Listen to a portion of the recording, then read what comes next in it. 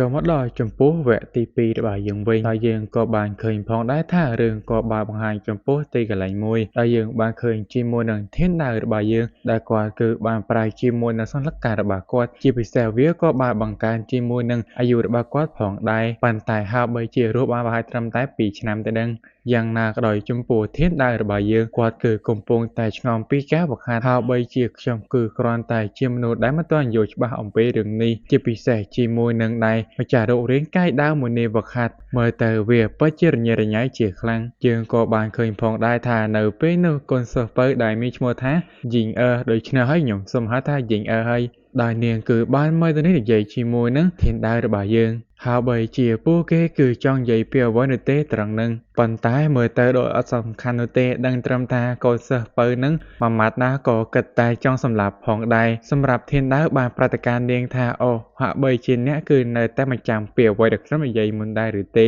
នាងបានប្រាប់ថានាងគឺពិតជាដឹងហើយបីជានាងក៏បាននិយាយជាមួយនឹងធានដៅតែលោកគ្រូគឺបានភ្លេចជាមួយនឹងពាក្យសន្យាមិនដែរឬទេបានធ្វើឲ្យចំពោះធានដៅមានការឆ្ងល់ជាខ្លាំងតែខ្ញុំគឺបានសន្យាអ្វីជាមួយនឹងនាងដោយយីងគឺបានប្រាប់ថានៅពេលដែលនាងគឺបានឈានដល់កម្រិតនៃទុក្ខវេទនាឬក៏លើសពីនឹងហើយបីជាលោកគ្រូនឹងផ្ដល់ជាមួយនឹងវត្ថុដ៏មានតម្លៃឲ្យមកខ្ញុំមែនដែរឬទេសម្រាប់ធានដៅរបស់យើងបានតល់វិញថាមែនហើយតើគាត់គឺពិតជាអាចភ្លេចដល់របៀបណាទៅយ៉ាងណាក៏ដោយហើយបីជាអ្នកគ្រាន់តែខិតខំបង្ហាត់ទៅដោយខ្លួននឹងផ្ដល់ជាមួយវត្ថុដ៏មានតម្លៃតែម្ដងឬដូច្នោះហើយយីងគឺមានការសប្បាយចិត្តជាខ្លាំងហើយក៏បានអរគុណចំពោះធានដៅរបស់យើងផងដែរជាពិសេសនឹងធានដៅក៏បានឲ្យចំពោះយីងរបស់យើងទៅស៊ើបការអំពីព័ត៌មានមួយចំនួននាងក៏បានយល់ព្រមប៉ុន្តែយើងក៏បានឃើញផងដែរថាប្រព័ន្ធ system បានចេញមកដែលបង្ហាញថាគឺយីងរបស់យើងគឺបានសម្លាប់ចំពោះមនុស្សអាក្រក់ហើយធានដៅក៏ទទួលបានជាមួយនឹងពិន្ទុផងដែរហើយបីជាមានន័យថាបើសិនជាកូនសិស្សរបស់ធានដៅសម្រាប់ទៅការចំពោះជនអាក្រក់នោះមានន័យថាធានដៅរបស់យើងនឹងទទួលបានជាមួយនឹងពិន្ទុរបស់គេគឺចំនួន10ឥឡូវនេះគេសរុបបានប្រហែល300ពិន្ទុបាទទៅហើយគេក៏អាចទិញបានជាមួយនឹងវត្ថុដ៏មានតម្លៃផងដែរមើលទៅគេហើយបីជាខ្លាចទៅជាអ្នកបង្ហាត់ដែរហើយជាមួយនឹងកម្រិតរបស់ធានដៅរបស់យើងក៏បានកើនឡើងមួយចំនួនហើយពិន្ទុដែលគេទទួលបានគឺចេះតែកើនហើយជាពិសេសនឹងជាមួយនឹងរូបរាងកាយព្រះធម៌ហើយបីជាពិន្ទុរបស់គេពិតជាអាចគ្រប់គ្រាន់នឹងទិញវាបានប៉ុន្តែឥឡូវនេះធានដៅរបស់យើងគេមិនទាន់មានជាមួយនឹងវិធីសាស្ត្រណាមួយហាត់ឲ្យបានសមរម្យនោះទេប៉ុន្តែធានដៅមានជាមួយនឹងវិធីសាស្ត្រឬក៏បទពិសោធន៍ជាច្រើនជាមួយនឹងរូបរាងកាយម្ចាស់ដើមមួយនេះហើយបីជាគេពោពេញទៅដោយជាមួយនឹងវិធីបង្ហាត់ជាច្រើនតែម្ដងជាមួយនឹងការចងចាំប៉ុន្តែយ៉ាងណាក៏ដោយហើយបីជារឿងនេះគឺបានធ្វើឲ្យចំពោះធានដៅក៏មិនសូវគិតច្រើនផងដែរប៉ុន្តែយើងគឺបានឃើញពីណាគេទេគឺបានមកវាយប្រហារទៅកាន់ធានដៅរបស់យើងតែពេលហ្នឹងគឺជាកូនសិស្សនៃដៅឋានសួគ៌វាបានវាយប្រហារទៅកាន់ចំពោះធានដៅរបស់យើងដោយធានដៅក៏បានដឹងផងដែរថាតានោះគឺមិនមែនជាស៊ូជីងហ្វឹងទេដែលគឺជាកូនសិស្សនៃនិកាយដៅឋានសួគ៌អបកាយយមផ្ដេចក៏វាមកវាយប្រហារអញនៅទីនេះដែលពេលហ្នឹងមានការភ្ញាក់ផ្អើលហើយបីជាអាចធ្វើអ្វីចំពោះធានដៅរបស់យើងបានឬទេដោយធានដៅរបស់យើងមានជាមួយនឹងរបាំងការពារដូច្នោះហើយបែរជាវាមិនអាចវាយប្រហារទៅកាន់ចំពោះធានដៅរបស់យើងបានប៉ុន្តែវាមិនបានចោះចាញ់នោះទេដោយវាក៏បានស្ទុះវាយប្រហារទៅកាន់ធានដៅរបស់យើងម្ដងទៀតប៉ុន្តែមើលទៅដូចជាគ្មានអ្វីប៉ះពាល់ទៅកាន់ចំពោះធានដៅឡើយមើលទៅវាគឺមានការភ្ញាក់ផ្អើលដោយធានដៅរបស់យើងក៏បាននិយាយអប់រំវាផងដែរមើលទៅឯងពិតជាបានវាតម្លៃសមត្ថភាពរបស់ខ្លួនឯងខ្ពស់ពេកហើយប៉ុន្តែបែរនឹងវាមើលទីនេះដើម្បីសងសឹកឲ្យលោកគ្រូរបស់វាហើយវាក៏បានស្ទុះវាយប្រហារទៅកាន់ចំពោះធានដៅរបស់យើងប៉ុន្តែយើងក៏បានឃើញផងដែរថាយីងក៏បានចេញមកទប់ទល់ជាមួយនឹងការវាយប្រហារមួយនោះគឺយ៉ាងស៊ីផុយតែម្ដងហើយយើងក៏បានឃើញផងដែរថាបរិសម្នាក់ហ្នឹងគឺបានរឹងរបួសបាទទៅហើយក៏បានដឹងផងដែរថាសមត្ថភាពកូនសិស្សពៅរបស់ធានដៅមួយនោះគឺឈានទៅដល់កម្រិតនៃតុលាការដ៏ទេវភាពបាទទៅហើយនៅក្មេងទេប៉ុន្តែសមត្ថភាពគឺពិតជាខ្លាំងនិងគួរឲ្យខ្លាចប៉ុន្តែយើងក៏បានឃើញផងដែរថាធានដៅក៏មិនឲ្យចំពោះយីងវាយប្រហារទៅកាន់ចំពោះបរិសម្នាក់ហ្នឹងផងដែរបានធ្វើឲ្យនាងមានការឆ្ងល់ជាខ្លាំងប៉ុន្តែ យើងក៏បានឃើញផងដែរថាប្រព័ន្ធ system ក៏បានបញ្ចេញជាមួយនឹងតម្លៃជាមួយនឹងអភិរ័យវាផងដែរដូចជា 85% នៃពាក្យស្មោះត្រង់ចំពោះនិកាយជាពិសេសនឹងប្រព័ន្ធក៏បានផ្ដល់ជាមួយនឹងបេសកកម្មលក្ខអាចកំបាំងមួយផងដែរដែលពេលហ្នឹងគឺជាស៊ូជីងហ្វេងព្រោះថាប្រព័ន្ធគឺចង់ឲ្យចំពោះធានដែររបស់យើងចង់ឲ្យអបែបហ្នឹងក្បត់ទៅកាន់និកាយរបស់វាបើសិនជាធានដែររបស់យើងអាចធ្វើបាននោះធានដែរនឹងទទួលបានជាមួយនឹងរង្វាន់បន្តពីលើដូច្នោះហើយគេក៏ចាប់ផ្ដើមសម្ដែងចូលតួតែម្ដងហើយក៏បាននិយាយបញ្យោទៅកាន់ចំពោះអបែជីហ្វេងមួយនេះផងដែរដោយបានសរសើរវាថាគឺជាមនុស្សដែលមានទេពកោសល្យហើយបីជាខ្ញុំដូចជាចង់ឲ្យអ្នករងចាំ2ឆ្នាំទៀតសិនទៅដើម្បីស្វែងរកជាមួយនឹងការសងសឹកបើមិនដូច្នោះទេអ្នកប្រហែលនឹងត្រូវបើខ្ញុំសម្លាប់ឥឡូវនេះហើយបានធ្វើឲ្យចំពោះជីហ្វេងនឹងគឺមានការឆ្ងល់ជាខ្លាំងប៉ុន្តែអ្នកដែលមានការខឹងនោះគឺជាជីងអឺរបស់យើងហើយអ្វីបើជាលោកគ្រូទុកពេលឲ្យវាអញ្ចឹងប៉ុន្តែយ៉ាងណាក៏ដោយធានដែររបស់យើងមិនឲ្យជីងអឺនិយាយច្រើននោះទេដោយបាននិយាយទៅកាន់ចំពោះជីហ្វេងថាអ្នកឆ្ងល់ដែរឬទេហើយអ្វីបើជាខ្ញុំមិនបានសម្លាប់អ្នកអញ្ចឹងប៉ុន្តែជីហ្វេងនឹងគឺមិនបានខ្វល់នោះទេទោះបីជាអ្នកចង់ប្រើជាមួយវិធីសាស្ត្រអ្វីក៏ដោយហើយបើជាចង់កាប់ឬក៏សម្លាប់គឺអាចធ្វើទៅតាមចិត្តរបស់អ្នកបានប៉ុន្តែធានដែរគឺបានប្រាប់ទៅវិញថាតើអ្នកគិតថាលួយឆាងហ្វេងនឹងគឺជាបរិសុទ្ធដែលត្រឹមត្រូវមែនដែរឬទេហើយបើជាជីហ្វេងគឺមានការឆ្ងល់ជាខ្លាំងប៉ុន្តែធានដែរក៏បានប្រតិកម្មជីហ្វេងនេះថាព្រោះថាខ្ញុំបានស្គាល់ទៅការចំពោះលួយឆាងហ្វេងនេះគឺច្រើនជាងអ្នកទៅទៀតហើយបើជាអ្នកគឺមិនបានដឹងនោះទេ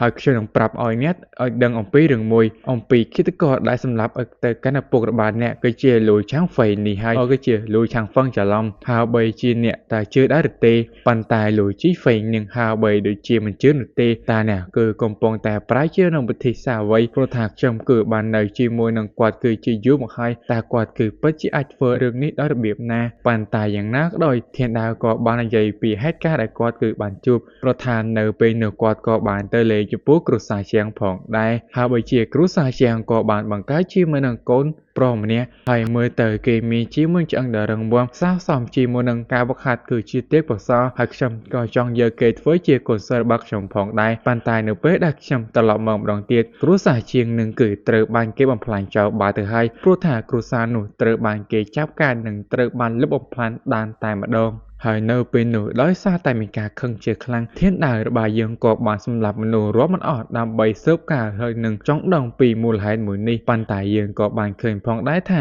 ជីហ្វេងនឹងគឺមិនជឿនោះទេប៉ុន្តែនៅពេលដែលធានដែរបាននិយាយពីសញ្ញាចាប់កំណើតនៅលើស្មារបស់វាគឺជាស្នាមដៃអ្វីមួយនៅលើស្មាវាគ្រាន់តែលើដូច្នោះគឺបានធ្វើឲ្យចំពោះជីហ្វេងមានការភ្ញាក់ផ្អើលហើយបីជាគាត់គឺបានដឹងថាវាមានជាមួយនឹងស្នាអ្វីមួយជាប់លើស្មារបស់ខ្ញុំព្រោះថាមើលទៅនោះប្រហែលគឺជាអ្វីហើយដែលបន្សល់ទុកទៅដោយធានដែររបស់យើងនិយាយទៅធានដែររបស់យើងនិយាយច្រើនមែនទែនហើយបានប្រតិកម្មវាថាសង្ឃឹមថាបន្តពីលើដូច្នោះហើយអ្នកគឺមិនគិតច្រើនទៅចុះប៉ុន្តែជីហ្វេងនឹងគឺនៅតែមិនជឿអំពីការនិយាយរបស់ធានដែររបស់យើងប៉ុន្តែយើងគឺកុំមើលជាមិនទុកមុខរបស់យីងអឺរបស់យើងដោយបាននិយាយថាហើយរបស់បាយជាអ្នកនិយាយជាមួយលោកគ្រូរបស់ខ្ញុំដូច្នោះមិនជឿឬមិនជឿគឺអត់ទៅយល់អស់ខ្ញុំប្រហែលនឹងសម្លាប់អ្នកនៅទីនេះតែម្ដងសម្រាប់ជីហ្វេងនឹងគឺមានការភ័យខ្លាចបាត់ហើយព្រោះថាក្មេងស្រីម្នាក់នោះគឺពិតជាកំណាចជាខ្លាំងធានដែររបស់យើងនឹងតែនិយាយបន្ត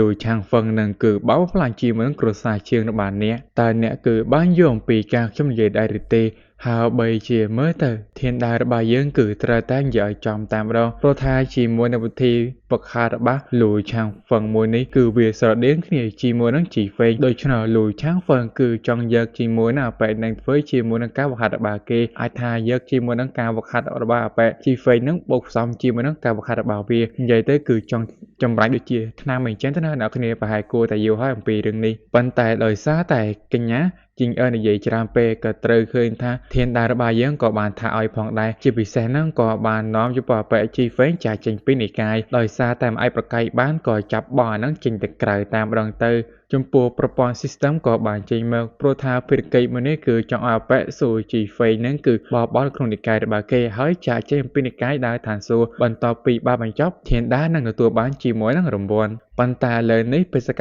កម្មមួយនេះគឺមិនទាន់បានបញ្ចប់នោះទេដូច្នេះវាគឺគ្រាន់តែត្រូវការពេលវេលាតែប៉ុណ្ណោះខ្ញុំក៏សង្ឃឹមផងដែរថាជីហ្វេងគេពិតជានឹងអាចរកឃើញជាមួយតម្រុយមួយនេះបានទៅចុះយីងអឺបានត្រឡប់មកវិញហើយក៏បានសួរទៅកាន់ចំពោះធានដែរហើយអ្វីបាយជាលោកគ្រូមិនសម្ សម្រាប់ទៅកាន់បរិមម្នាក់នឹងទៅប៉ុន្តែយ៉ាងណាក៏ដោយធានដាវបានប្រាប់ថាវាមិនមែនតែវិធីទាំងអស់គឺគ្រាន់តែប្រើចំពោះការសម្លាប់នោះទេប៉ុន្តែយីងអឺនៅតែឆ្ងល់ប៉ុន្តែលោកមុនលោកគ្រូទើបតែបញ្ជូនខ្ញុំឲ្យចុះទៅខាងក្រោមហើយសម្លាប់ទៅកាន់ចំពោះមនុស្សអាក្រក់ទាំងអស់នោះប៉ុន្តែឥឡូវនេះបើជាឲ្យបរិមម្នាក់នោះចាកចេញអំពីភ្នំរបស់យើងហើយអ្វីទៅនាងគឺពិតជាមានការឆ្ងល់ប៉ុន្តែធានដាវរបស់យើងគឺនៅតែនិយាយបញ្យល់ដដែលការសម្លាប់មនុស្សគឺមិនមែនជាដំណោះស្រាយនោះទេហើយគឺបាននៅគិតក្នុងចិត្តបន្តទៀតមើលទៅកូនសិស្សម្នាក់នេះគេគឺនៅតែគិតអំពីការសម្លាប់ដដែលហើយបើជាខ្ញុំគួរតែបញ្យល់គេបន្ថែមទៀតបើមិនដូច្នោះទេគឺពិតជាចប់បាត់ទៅហើយធានដាវក៏បានប្រាថ្នាចំពោះយីងហើយចំពោះសិស្សច្បងពួកឯងទាំងប្រមាណអ្នកមើលទីនេះមើល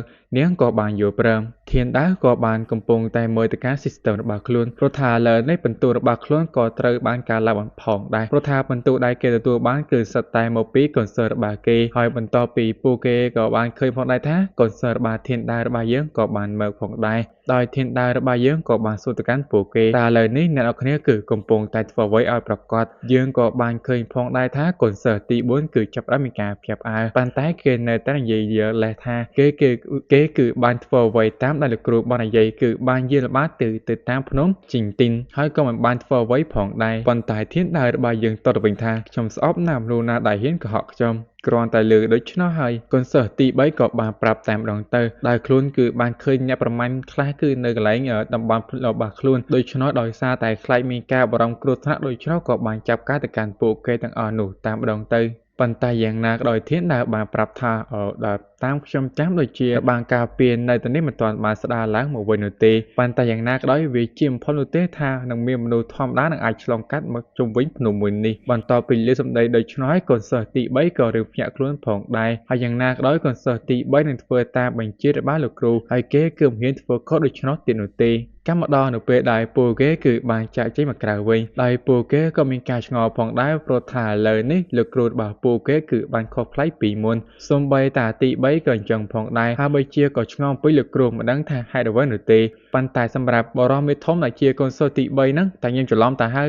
កូនសិស្សទី4ទៅហៅទី3វិញគឺពិតជាសំទុំមែនទេប៉ុន្តែចូលរឿងបន្តដោយវាគឺបានប្រតិកម្មសិស្សប្អូនវាថាកុំកិតជ្រើមពេកគ្រាន់តែធ្វើអ្វីដែលតាមលោកគ្រូបញ្ជាទៅបានហើយប៉ុន្តែយើងក៏បានឃើញចំពោះប្រព័ន្ធ system ចេញមកទៀតហើយដោយចំពោះបន្ទុកទទួលបាន150ដោយសារតែបានជួយសង្គ្រោះចំពោះមនុស្សជាមិនដឹងថាពីណាគេនោះទេគឺបានជួយសង្គ្រោះមនុស្សបាន14នាក់បានជាធានដាវរបស់យើងទទួលបានបន្ទុក150ហើយក៏បានទទួលបន្ទុកផ្សេងៗទៀតផងដែរនិយាយទៅបន្ទុកគឺបានលោរហូតតាមម្ដងមិនឲ្យចំពោះធានដាវរបស់យើងគឺដេកបានឆ្អែតនោះទេអើយឆ្ងល់ជាខ្លាំងហើយអ្វីក៏វាលូតឡើងដល់ថ្នាក់នេះនោះអញពិតជារឹកដេញបានសោះវិញធានដាវក៏បានហើយចំពោះយីងមើលទៅនេះតាមម្ដងគ្រាន់តែលើលោកគ្រូហើយគឺមកដល់តាមម្ដងគឺពិតជាលឿនបាក់គេយាយដោយធានដាវរបស់យើងនិយាយជាមនុស្សយីងគឺអ្វីខ្លះទេប៉ុន្តែអត់សំខាន់ទេយើងអាចរំលឹងបានការបង្ហាញចំពោះកន្លែងភ្នំខ្លាវិញដែលយើងក៏បានឃើញថាកូនសិស្សទី8គឺកំពុងតែនៅទីនោះជាពិសេសជាមួយនឹងកូនចៅរបស់គេផងដែរមិនដឹងថាពួកគេគឺកំពុងតែមានការសន្ស្លោបអ្វីនោះទេ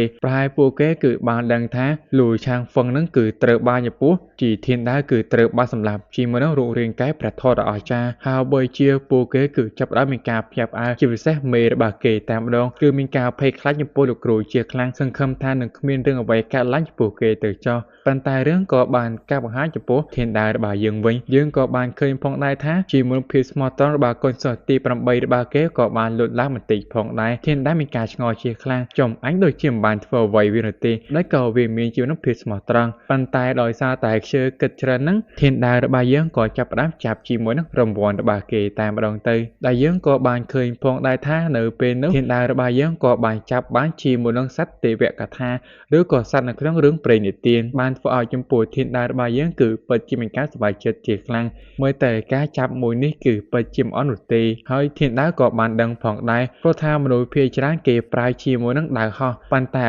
មានតែអ្នកខ្លាំងឬក៏អ្នកដែលមានលុយច្រើនទេទើបអាចមានជាមួយនឹងសត្វព្រាយទានប៉ុន្តែបើនិយាយអំពីជីវិតមុនរបស់ខ្ញុំវិញពួកគេមានលុយពួកគេទិញឡានទំនើបជិះតែម្ដងប៉ុន្តែឥឡូវនេះខ្ញុំមានជាមួយនឹងសត្វរឿងព្រេងទានតើខ្ញុំគួរតែ ខ្វល់ទៀតក៏បានឲ្យសាស្ត្របាលខ្លួននឹងគឺចូលទៅកាន់ចំពោះលំហតាមម្ដងហើយយើងក៏បានឃើញផងដែរថាកូនសិស្សគឺកំពុងតែមានការភ្ញាក់ផ្អើលអំពីចំហាយថាមពលអ្វីមួយដែលកំពុងតែបញ្ចេញមកពួកគេគឺពិតជាមិនដឹងថានោះគឺជាអ្វីនោះទេហើយរឿងរបស់យើងកម្មដល់ចំពោះបន្ទូលរបស់ធានតាយើងវិញដោយធានតារបស់យើងបានចាប់នៅកន្លែងរង្វាន់ឆ្នោតរបស់គេបានចំណាយបន្ទូលរបស់គេជាច្រើនដើម្បីចាប់វាប៉ុន្តែដូចជាគ្មានទទួលបានអ្វីក្រៅពីបន្ទុកសំណាងមួយតែប៉ុណ្ណោះបានធ្វើឲ្យចំពោះធានតារបស់យើងគឺពិតជាកាំងជាខ្លាំងអញចំណៃបន្ទុកជាច្រើនតែម្ដងប៉ុន្តែរឿងរបស់យើងក៏បង្ហាញចំពោះមនុស្សមួយក្រុមដែលពួកគេមើលទៅនេះដើម្បីមករកចំពោះកំពូលភ្នំជីងទីងហើយបីជាពួកគេទាំងអស់នេះគឺបានមកពីគ្រួសាររបស់កញ្ញាឈីងអឺរបស់យើងនឹងហើយប៉ុន្តែបរិសុទ្ធចំណាំម្នាក់ដែលនៅក្បែរនោះបាននិយាយថាពួកគេមានការឆ្ងល់ជាខ្លាំងហើយអ្វីបែរជាបញ្ជូនចំពោះជីងអឺទៅកាន់ចំពោះកំពូលភ្នំជីងទីងទៅវិញព្រោះថានៅទីនោះសម្បូរទៅដោយមនុស្សអាក្រក់ហើយអ្វីបែរជាពួកគេបញ្ជូនចំពោះអ្នកនាងតូចគឺទៅទីនោះដែលពួកគេគឺមានការឆ្ងល់ជាខ្លាំងឬក៏ដោយសារតែគ្រួសារមានជាមួយនឹងទុកលំបាកអ្វីមិនដែរឬទេប៉ុន្តែរឿងនេះពួកគេគឺមិនសូវដឹងច្បាស់ឡើយដឹងត្រឹមថាបរិសម្នាក់នេះមើលទៅនេះដើម្បីសុំកម្លាំងអំពីភ្នំជីនទីនដើម្បីជួយទៅកាន់ចំពោះគ្រួសាររបស់ពួកគេព្រោះថាលើនេះគ្រួសាររបស់ពួកគេគឺកំពុងតែជួបការលំបាកប៉ុន្តែយើងក៏បានលើសំឡេងចំពោះកូនសិស្សទី4និយាយថាតើពួកអ្នកឯងគឺជាពីណាគេគ្រាន់តែលើសំឡេងមនុស្សហើយពួកគេក៏បានចាប់ផ្ដើមគោរពតែម្ដងទៅហើយបីជាពួកគេមើលទៅនេះមានចម្បីមួយគឺដើម្បីឲ្យពួកគេជួយយើងក៏បានឃើញផងដែរថាកូនសិស្សទី4ក៏បានចេញមកផងដែររួមផ្សំជាមួយនឹងកូនសិស្សទី3ដែលពួកគេមើលទៅនេះហើយបាននិយាយថាអូតានេះមិនមែនមនុស្សដែលមកពីទីក្រុងអានយ៉ាងនោះទេតើគេមិនជាសមាជិកគ្រួសារហ្វាំងដែលគឺជាប្អូនស្រីពៅរបស់ខ្ញុំទេហើយអ្វីបែរជាពួកគេមើលទីនេះសម្រាប់កូនសិស្សទី3បានគិតថាអូច្រឡំគឺជាកូនសិស្សទី4នោះទេដោយបានគិតថាបើតាមអ្វីដែលលោកគ្រូនិយាយថាបើសិនជាយើងបានជួបភ្ញៀវពួកយើងគឺត្រូវតែរាក់ទាក់ជាមួយពួកគេបានល្អដូច្នោះហើយកូនសិស្សទី4ក៏ចាប់ផ្ដើមរាក់ទាក់យ៉ាងស្នាមញញឹមប៉ុន្តែពណ៌ដៃនេះបែរជាគិតថាការញញឹមនេះគឺជាការលាក់ពុតទៅវិញពួកគេគឺចាប់ផ្ដើមមានការភ័យខ្លាចទោះបីជាកូនសិស្សទី4ខំនិយាយយ៉ាងណាដោយថាខ្លួនគឺជាមនុស្សល្អដូច្នោះកុំភ័យណាមួយពួកអូនឯងគឺជាសមាជិកនៃកូនសិស្សពៅរបស់ខ្ញុំផងដូច្នេះហើយក៏ត្រូវតែខ្ញុំរាក់ទាក់បានល្អនេះហើយប៉ុន្តែមើលទៅពួកគេម្នាក់និយាយធរតិចស្ដាប់មានតែបញ្ចេញធរកាយគ្រាន់តែឃើញជាមួយនឹងការសម្លុតរបស់កូនសិស្សទី4ពួកគេគឺចាប់ផ្ដើមបាក់ទឹកស្លុតតែម្ដងហើយចំណែករឿងក៏បានបង្ហាញចំពោះនៅកន្លែងបន្ទប់ធានតារបស់យើងវិញដោយធានតាក៏បានដឹងផងដែរថាពួកគេនេះហើយបីជាបានមើលមកពីគ្រួសារស៊ីគឺជាគ្រួសាររបស់យីងអឺរបស់យើងនឹងហើយធានតារបស់យើងក៏បានយើងពីច្បាប់មួយផងដែរព្រោះថាបន្ទាប់ពីពួកគេបានចូលមកកាន់ចំពោះភ្នំទីជីនទីននេះមកពួកគេមិនអនុញ្ញាតឲ្យមានទំនាក់ទំនងជាមួយនឹងត្រកូលមិត្តភ័ក្តិរបស់ពួកគេឡើយតើពួកគេនៅចាំដែរឬទេ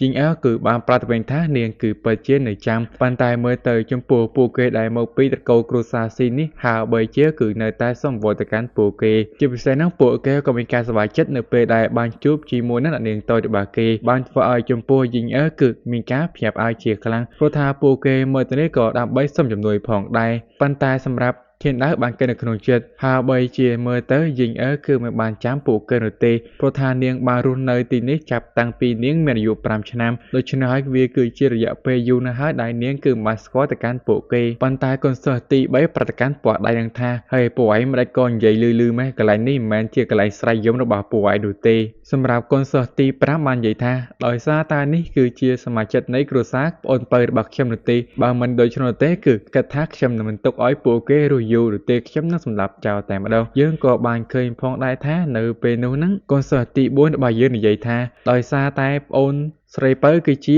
សមាជិកនៅក្នុងកំពូលភ្នំជីនទីនរបស់យើងនោះមានន័យថាសមាជិកគ្រួសាររបស់ប្អូនស្រីពៅក៏ដូចជាសមាជិកនៅក្នុងភ្នំជីនទីនរបស់យើងផងដែរដូច្នេះហើយរឿងនេះកូនសិស្សទី4គឺពិតជាគិតគូរនឹងដោះស្រាយសូម្បីតែកូនសិស្សទី3ទី5ក៏យល់ស្របជាមួយនឹងការនិយាយរបស់កូនសិស្សទី4ផងដែរសម្រាប់ធានតាបានគិតនៅក្នុងចិត្តឥឡូវនេះភាពស្មោះត្រង់របស់ពួកគេគឺបានកើនឡើងប្រហែលគឺ 5% ទៀតហើយមើលតើឥឡូវនេះខ្ញុំគួរតែបង្កើនជាមួយនឹងភាពស្មោះត្រង់របស់ពួកគេយ៉ាងហោចណាស់ក៏បាន 70% ផងដែរជាពិសេសហ្នឹងយើងក៏បានឃើញផងដែរថាមនុស្សដែលមកពីគ្រួសាររបស់យីងអឺរបស់យើងពួកកែសម្ដែងតាមដងសុំជំនួយនិយាយតប៉ែខ្លាំងណាស់ដល់ថ្នាក់ខ្ញុំគឺពិតជាពិបាកពួកគេបាននិយាយអំពីក្រុមចៅសែដែលបានមកប្លន់ជាមួយនឹងអីវ៉ាន់របស់ពួកគេដូច្នេះពួកគេត្រូវការជំនួយព្រោះថាមានជាមួយនឹងសមាជិកគ្រួសារស៊ីគឺ100នាក់គឺត្រូវបានពួកអាចោសេះហ្នឹងគឺបានចាប់ ប៉ុន្តែកូនសិស្សទី5បាននិយាយថាហេតុអ្វីបើជាអ្នកឲ្យមន្ត្រីរាជការចាប់ការរឿងនេះប៉ុន្តែយ៉ាងណាក៏ដោយចំពោះរឿងនេះគឺហាក់បីដូចជាមន្ត្រីរាជការទាំងអស់នោះពួកគេមិនហ៊ានធ្វើលើនោះទេដោយសារតែមើលទៅដូចជាក្រុមចៅសិស្សនោះគឺមានការជួយគាំទ្រអំពីអ្នកបង្ហាត់ហើយក៏បានធ្វើឲ្យចំពោះកូនសិស្សទី5ក៏មានការឆ្ងល់ពីរឿងនេះផងដែរប៉ុន្តែកូនសិស្សទី4ក៏បានចេញមុខដោយប្រតិកម្មចំពោះធានដាវលោកគ្រូរឿងនេះគឺតួខ្ញុំគឺជាអ្នកដោះស្រាយដើម្បីជួយសង្គ្រោះចំពោះប្អូនស្រីពៅហើយបីជាពួកអាចៅសិស្សទាំងអស់នេះវាគ្មានអ្វីបានកើតនោះទេនិយាយទៅអាទី4របស់យើងនឹងគឺពិតជាពូកែសំដែងតែម្ដងនិយាយគឺហូរហែខ្លាំងមែនទែនដល់ថ្នាក់ជាមួយនឹងកូនសិស្សទី3ទី5ក៏ពូកែជ្រិញផងដែរហើយសិតតែបកាយជ្រិញទៀតអើយគឺបច្ចេកជាខ្លាំងតាជួយរឿងបន្តទៀតដែរដោយធានដាវរបស់យើងក៏មិនបានប្រឆាំងវាអ្វីផងដែរដូច្នោះភារកិច្ចមួយនេះគឺទុកឲ្យទៅការចំពោះកូនសិស្សទី4ហើយជាពិសេសនឹងធានដាវរបស់យើងទុករយៈពេលឲ្យ3ថ្ងៃដើម្បីដោះស្រាយជាមួយនឹងបញ្ហាមួយនេះប៉ុន្តែមើលទៅ3ថ្ងៃហ្នឹងវាគឺពិតជាតិចពេកហើយប៉ុន្តែដល់ណាក៏ដោយគឺដោយសារតែមិនអាចបកាយបានទេដូច្នោះក៏បានចាក់ចេញពីទីនេះបាទទៅប៉ុន្តែសម្រាប់រឿងនេះ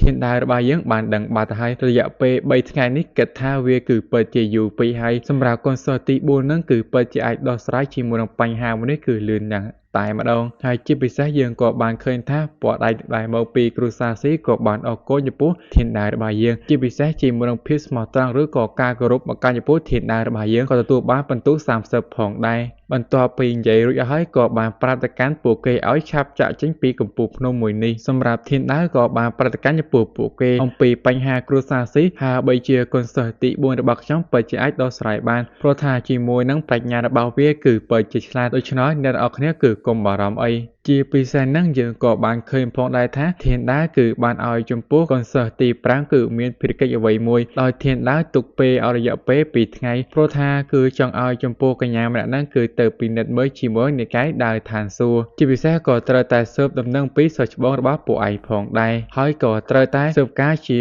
ពិសេសអាប៉ែស៊ូជីហ្វេងនឹងហើយកូនសិស្សទី5ក៏យល់ព្រមចំពោះភារកិច្ចមួយនេះតាមដល់ចំពោះថ្ងៃបន្តវិញយើងក៏បានឃើញផងដែរថាធានដាវរបស់យើងគឺកំពុងតែដេកតែម្ដងជាពិសេសក៏បានឃើញថាកូនសិស្សទី3នឹងយីងអឺរបស់យើងហាបីជាកំពុងតែឈរអ្វីទេនៅទីនោះប៉ុន្តែយីងអឺគឺបានប្រតិកម្មចំពោះធានដាវដោយនាងគឺមានការបារម្ភជាខ្លាំងអំពីសិស្សច្បងទី4ប៉ុន្តែយើងក៏បានឃើញផងដែរថាកូនសិស្សទី3ប្រតិកម្មចំពោះយីងអឺគឺកុំឲ្យមានការបារម្ភចំពោះទី4អីព្រោះថាមើលទៅគេគឺពិតជាអាចដោះស្រាយអំពីបញ្ហាមួយនេះបានហើយយីងអឺរបស់យើងក៏បានយល់ព្រមផងដែរប៉ុន្តែមើលទៅពួកគេក៏បាននិយាយច្រើនផងដែរជាពិសេសក៏បាននិយាយទៅដល់សិស្សច្បងទី7ប៉ុន្តែកូនសិស្សទី3ដូចជាមិនចង់ឲ្យយីងអឺនិយាយអំពីរឿងនេះនោះទេនៅពេលដែលពួកគេកំពុងតែនិយាយគ្នាហ្នឹងយើងក៏បានឃើញផងដែរថាមានជាមួយនឹងសារអ្វីទេគឺបានបញ្ជូនមកហើយបីជាសារនោះគឺត្រូវបានបញ្ជូនមកឲ្យពីកូនសិស្សទី5ដែលគេជាសាយូនឹងហើយដោយនាងបានបង្ហាញពីសារនោះថា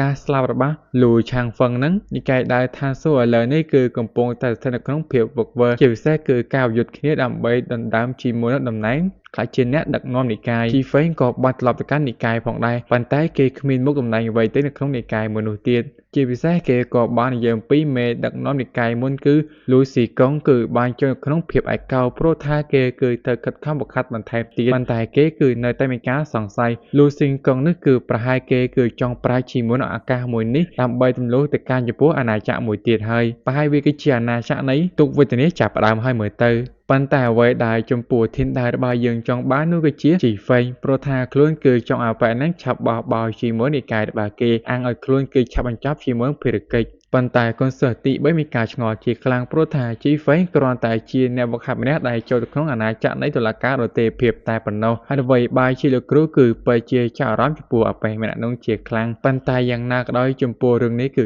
ធានដាវរបស់យើងគឺមិនចង់និយាយច្រើននោះទេប៉ុន្តែស្រាប់តែប្រព័ន្ធ system ក៏បានលោតចេញមកដែលលើនេះធានដាវរបស់យើងក៏ទទួលបានជាមួយនឹងពិន្ទុរបស់គេបន្ថែមទៀតផងដែរព្រោះថាពិន្ទុដែលធានដាវរបស់យើងទទួលបានគឺពិតជាច្រើនវាឈានទៅដល់ 2000 បានទៅហើយជាពិសេសយើងក៏បានឃើញចំពោះសម្បត្តិនំសារពីកុនសឺតទី4ផងដែរអំពីភារកិច្ចដែលគេទទួលបានហើយបីជាពណ៌ដែលចៅសែននោះប្លន់ចំពោះគ្រួសារស៊ីវាក៏តាក់ទងទៅកាន់ចំពោះភ្នំខ្លាដែលគឺជាកុនសឺតទី8មើលទៅវាគឺប្រហែលតាក់ទងទៅកាន់ចំពោះមេងយូនោះបាទហើយដូច្នោះកុនសឺតទី4នឹងចាប់ផ្ដើមស៊ើបការបានមកចត់ហើយគេនឹងទៅកាន់ទីនោះតែម្ដងសម្រាប់ធានដាវគឺបានដឹងបាទហើយចំពោះកុនសឺតទី4នោះគ្រាន់តែជាលេសដើម្បីធ្វើការដើរលេងតែប៉ុណ្ណោះប៉ុន្តែរឿងរបស់យើងក៏បង្ហាញចំពោះថ្ងៃបន្ទាប់ទៀតដែលយើងក៏បានឃើញផងដែរថាធានដាវរបស់យើងគឺបានចំណាយជាមួយនឹងបន្ទូលរបស់គេគឺបានទិញជារូបរាងកាយព្រះពុទ្ធជាពិសេសឥឡូវនេះជាមួយនឹងកម្រិតរបស់គេគឺចាប់ផ្ដើមកើនឡើងមួយទៀតហើយ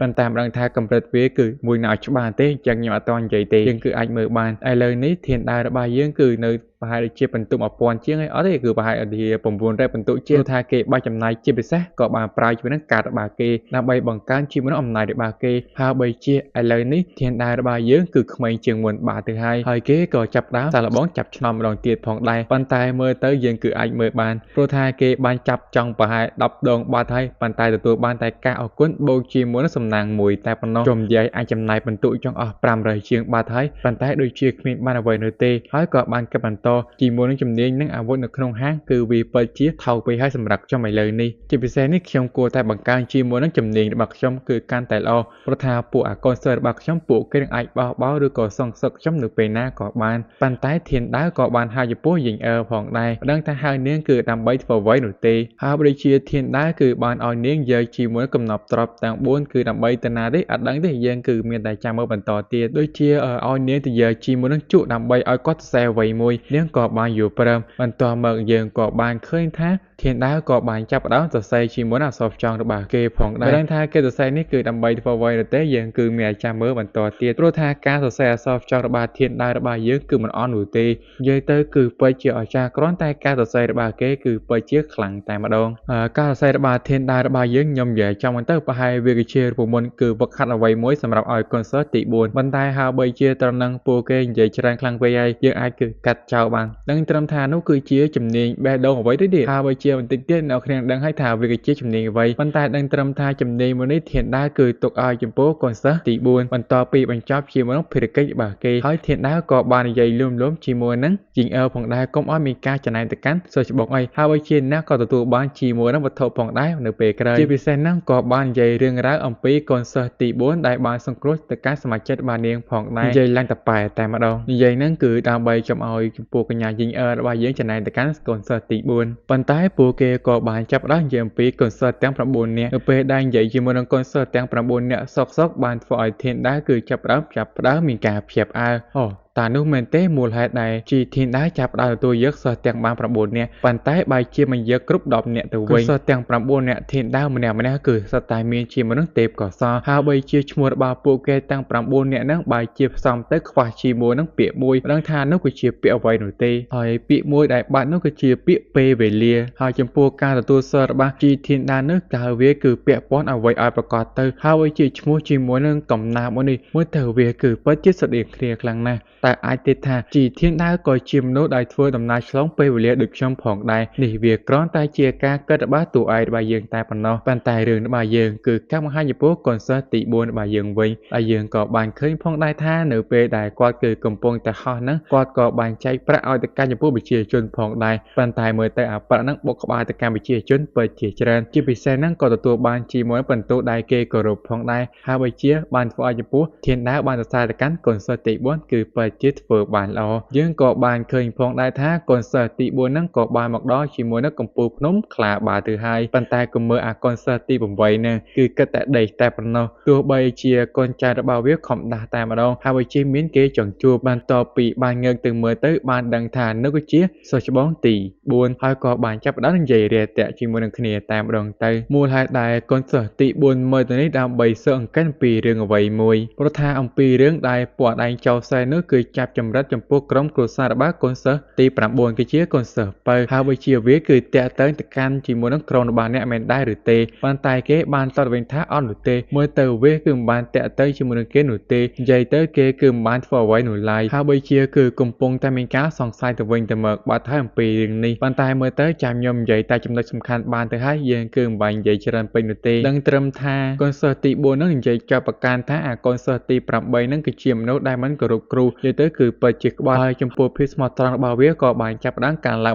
បន្តិចទៀតផងដែរបន្ទូក៏បានឡើងមកដល់ចំពោះធានដែររបស់យើងគឺទទួលបានប្រហែល200បន្ទូបាទទៅហើយនិយាយទៅសរសើរទៅកាន់អបិហ្នឹងមិនដាច់ពីមាត់នោះទេកូនសិស្សទី4ក៏និយាយបន្តទៀតផងដែរអ្នកប្រហែលពិតជាដឹងនៅពេលដែលលោកគ្រូគឺបានចាប់ការចំពោះអ្នកខ្លាំងទាំង10នៅក្នុងពិភពលោកដំដុះមួយនេះហើយបើជាតាអ្នកមិនដឹងថាគាត់គឺពិតជាខ្លាំងប៉ុណ្ណានោះទេនិយាយទៅពិតជាជឿជាក់ជាខ្លាំងប៉ុន្តែយើងក៏បានឃើញថាអបិហ្នឹងបានប្រកល់ចំពោះកដាវ័យមួយព្រោះថាកដាមួយនេះគឺជាកូនសិស្សទី7គឺជាអ្នកសរសេរទុកឲ្យកូនសិស្សទី4មើលហើយកូនសិស្សទី4បន្ទាប់ពីមើលមានការភ្ញាក់ផ្អើលដែលយើងគឺបានដឹងពីកូនសិស្សទី8និយាយថាចំពោះសិស្សច្បងទី7គាត់បាននិយាយថាលោកគ្រូគឺនៅចំពោះអាណាចក្រកំពូលយួនសិនហើយគាត់គឺបានព្យាយាមទម្លុះជាច្រើនដងបាទទៅហើយប៉ុន្តែមិនទទួលបានជោគជ័យនោះទេបានធ្វើឲ្យចំពោះកូនសិស្សទី4មានការភ្ញាក់ផ្អើលដោយកូនសិស្សទី8នេះតែនិយាយបន្តបើតាអ្វីដែលសិស្សច្បងទី7និយាយហើយបើជាគាត់គឺបានស្គាល់អំពីការដំដុះជាច្បាស់យ៉ាងខ្លាំងតែម្ដងអំពីលោកគ្រូ